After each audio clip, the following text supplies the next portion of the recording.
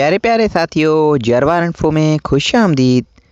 प्यारे साथियों, इस वीडियो में हम आपसे पूछेंगे इंतहाई दिलचस्प और मालूमाती सवालात और पहेलियाँ। जवाब देने के लिए है 5 सेकंड का टाइम। तो चलें आज की इंटरेस्टिंग वीडियो शुरू करते हैं। बताएं वो कौन सी चीज़ है जो प्यास लगे तो पी लें और भूख लगे तो खा लें।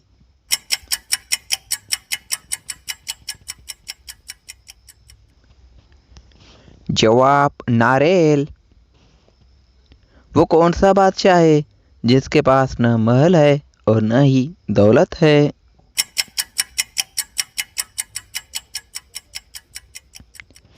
जवाब जंगल का बादशाह शेर।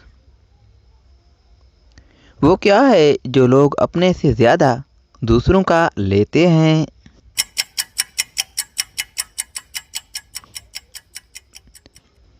जवाब नाम। लड़कियों को आधा जाता है तो दर्द होता है और पूरा जाता है तो मज़ा आता है। बताएं क्या सवाल है, कमेंट करें।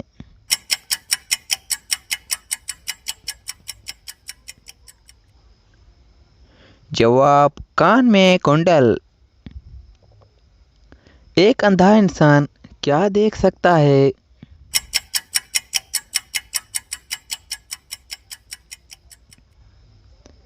जवाब अंधेरा।